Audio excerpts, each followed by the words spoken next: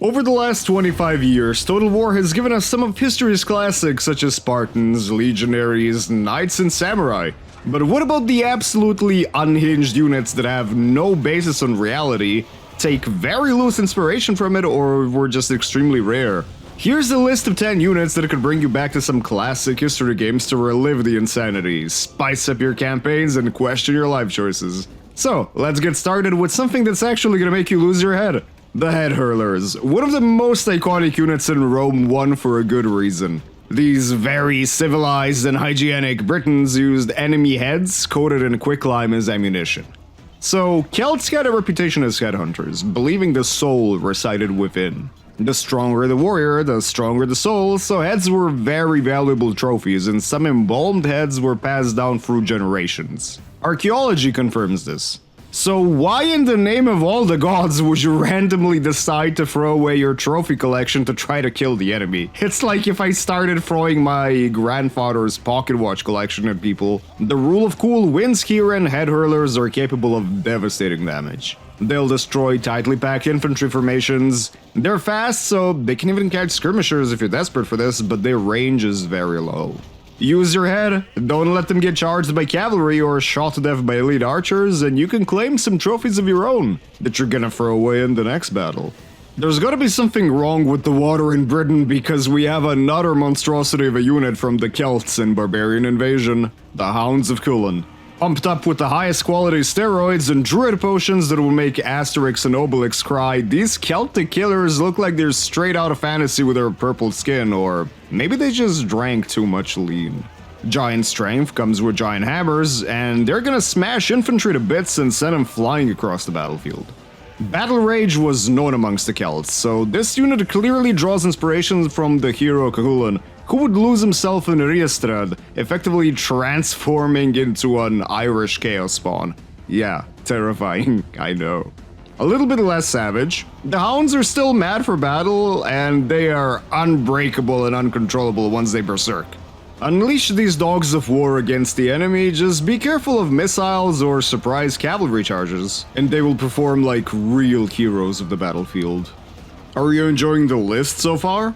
I make educational and wacky content, so why don't you subscribe? Or I'm gonna feed you to the tigers. Which brings us to the next unit.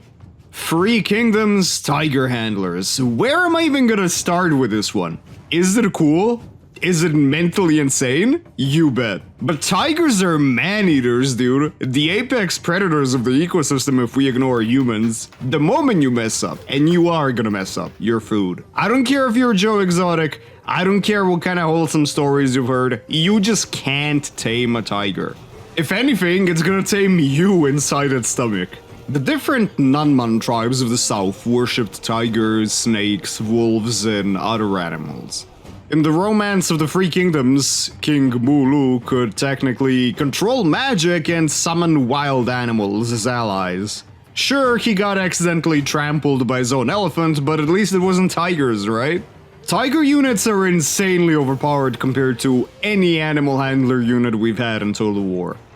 These big kittens are gonna rip and tear through units, they're great at disrupting charges, chasing down skirmishers, or just clawing through infantry flanks.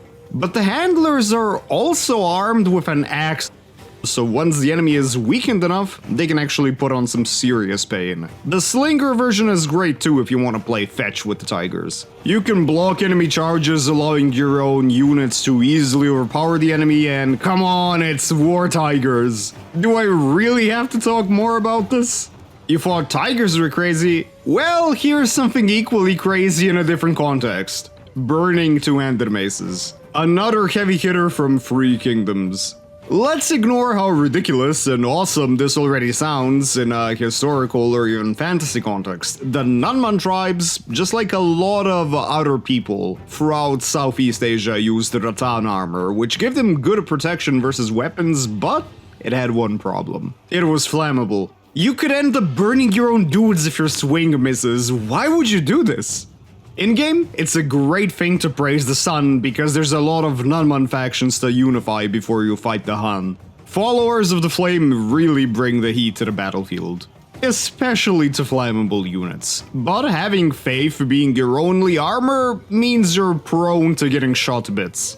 But sometimes you just don't care about a clean win. You want to set the world on fire and you want to look cool doing it. It's time for the rule of cool. Hanzo Shadows are demons of the battlefield, just like Oni no Hanzo himself. So ninjas are associated with assassination, espionage, and infiltration, but some did take to the battlefield. Not dressed like this though. Even some samurai were ninjas, but let's not get into details here. Hanzo Shadows are the best hero unit in Shogun 2 if you use them well. They have stealth, so they're perfect for cutting any flank. Their unit size doesn't suffer as much as other heroes compared to the base unit. They can even charge head-on and win, but you know, they're still better ambushers, and they have smoke grenades. Imagine you're a peasant in feudal Japan. You're just minding your own business, going to the rice fields, and boom, you and all your friends get blown up. Imagine you're a samurai. You're gonna have a heroic showdown, and never mind, you're gone. Reduced to ashes. Or sliced up. Who needs gunpowder when you have the power of anime on your side? Okay, no, seriously, you need guns. They're a late-game unit recruited from the final Sakeden. So build this in your richest province if you care about taxes, or a blacksmith province for more damage. Keep them away from direct fire and cavalry charges and they'll send your enemies to the Shadow Realm. You know what's cooler than ninjas? Roman ninjas. Yeah, I'm serious. The Arcani of Rome 1 are another group of battlefield assassins wearing badass armor and an edgelord mask on top. There's kind of a theme going on here. The game portrays them as a secret society of assassins whose name should never be spoken, but historically, the information of them is extremely poor. Oh, it's not like they were actually, you know, secret. They existed, but I can guarantee you they didn't look like they came out of Assassin's Creed. Their only known field of operation was in Roman Britain, where they acted as scouts and spies. And eventually they were disbanded due to corruption. As it turns out, the Arcani were involved in the Great Conspiracy, including Saxons and different Celtic tribes, where they sold out information to the barbarians. You can't trust them in real life, but can you trust them on the battlefield? They scare the enemy, which is great. They've got stealth like any wannabe ninja, and they're capable of some crazy damage output. They're perfect for flanking, potentially even as a rear guard, but their small unit size makes them extremely vulnerable to missiles or cavalry, despite them having 2 hit points. Spamming legions just ends up being way better, but if you want the rule of cool, come on man, it's Roman ninjas. It's a once-in-a-lifetime opportunity. It's time for everyone's favorite gentle giant, the steroid stud, the one-eyed menace, the Cyclops. Let's assume that the historical basis for the Trojan War and truth behind the myth takes place anywhere between 1500 to 1190 BC. You're expecting a clash of bronze-armed warriors and heroic duels. And then you have this guy, straight out of Far Cry Primal. What inspired the myth behind the Cyclops? Both the Elder Ones, the Master Crafters of Zeus's Thunderbolt, and the more brutish ones. You see this big guy? This is Paleoloxodon, the largest elephant that ever existed. Now you see this little dude? They're dwarf subspecies, not just one.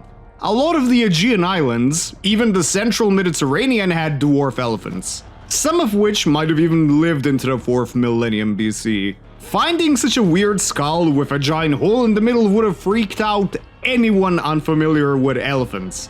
And it's pretty likely that the original stories behind one-eyed monsters were based on the skulls. Now, would you be stupid enough to put this on your head? No? But I would. Let's observe the Cyclops in his natural environment. The Cyclops is a hungry brute, always on the lookout for prey. Look how he patiently stalks his next meal, a unit of Trojans. Their superior eyesight lets them dig out huge rocks out of nowhere and hurl them into blobs of enemies, turning them into paste. All the easier to eat. Once a Cyclops smells blood, it's on. Their devastating charge and terrifying appearance is enough to invoke fear in the hearts of men. If they stand and fight, the Cyclops will berserk and smash the enemy into syrup, and a few bits of bronze. The Cyclops is not a picky eater, but if there's one thing they hate eating, it's missiles and big pointy sticks. After all, a loincloth might hide a big secret, but it can't hide your entire body from getting shot to death. The concept behind the unit is crazy, the visuals are crazy, and the fact that you're just a giant barbarian with a dwarf elephant skull wielding some, I don't know, pinnacle of Balkan technology, ram skull mace, hilarious. Even though it's just a more modern design, this unit brings back the old insanity of Rome 1 unit designs, and I just love it. It's a feels-good unit. It's fun to use, it's crazy to look at. What more do you want? Alright, historical accuracy. Where were you when the Roman Empire fell? Well, not born to command, unfortunately. But I was spamming flamethrowers. Greek fire always had this great mystery behind it as a secret weapon of the Byzantines whose code we still didn't crack. Despite extensive research, there's been so many theories with some extremely plausible ones, but the Byzantines kept the secret so well guarded we just can't be sure. Yeah.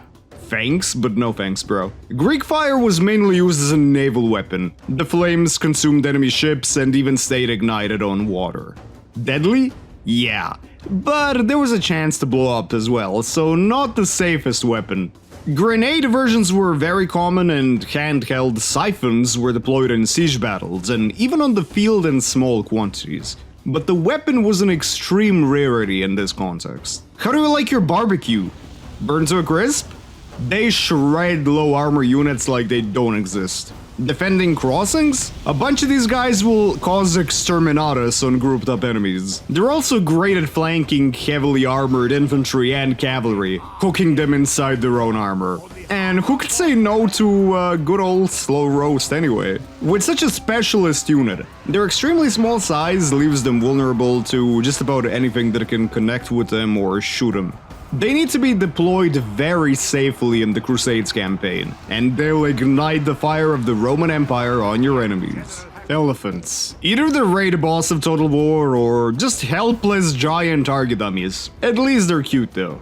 But what's scarier than an elephant? An elephant with goddamn cannons. Elephant artillery are almost unstoppable behemoths that show up in Medieval 2's endgame.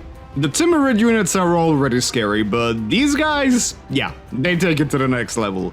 Timur both used and fought against elephants very effectively. But the mounted guns were of a much lighter caliber, and it was pretty much a one-off thing until later on in history where we have the return of elephant artillery, as short and pointless as it was. They crush infantry, they crush cavalry, and what am I even saying? They will obliterate anything in their line of sight, if the AI somehow remembers how to use them correctly, or if you use them as the player through mods or multiplayer. The best part is they're never alone because the Timurids invade you with a swarm of armies. So, how do you beat this immovable object, this unstoppable force? Never fight on equal footing. Never fight in the open unless you want a very painful challenge for your armies. Always try to fight them in choke points or fortified cities. Ideally where your cannon towers and muskets can get rid of them. There's also a less cheesy way with javelin cavalry, but do take care of the swarm of horse archers that follows them. You don't need a Lacoste shirt when you're wearing real crocodile skin. Sobek cultists are as weird as it gets in Rome 2, and they're one of my favorite units of all times. So, Egyptian priests followed armies on campaigns way back since the pharaonic period, but they wouldn't fight on the battlefield, especially dressed like this. Egyptian warfare had an aspect of religious ideology behind it, so it's no surprise priests would perform rituals. But dressing up in animal skins, especially in the Ptolemaic period? Yeah, I'm just gonna say no. This unit can completely change your playstyle as Egypt. Usually you would just spam a pike line with some flank support, ranged units and cavalry as a Hellenic faction. Sobek cultists bring the shock and awe into the game, especially the awe because crocodiles are just damn cute. They inspire your troops, which buffs their morale, and they've got fear, something that's pretty hard to get from most factions. If you want to play it safe and boring, you can just keep him behind your main line, right? But there's a much better way. Have one on each flank, supporting your very aggressive troops like, let's say, Galatian Royal Guard. Combining Fear with Flaming Shot from archers is easily at least 18 morale, and then when you add into the fact that your Devastating Charge and potentially scary general abilities or traits are gonna reduce even more morale, you can just rout an entire army from collapsing the flank instantly thanks to the fear these guys bring. Even though their unit size is smaller, they're actually still effective in combat. Bring honor to the Crocodile God, and bring honor to Reptilicus by using this unit, cause trust me, you are not gonna regret it. We've been through hell and back looking at some of the craziest units throughout the series, and there's still a lot more to do. I hope you enjoyed it though, or at least had a tiny bit as much fun as I had making it. There's still a lot of craziness to explore, a lot of historical stuff to do, so stick around, the show just begun. So until the next time,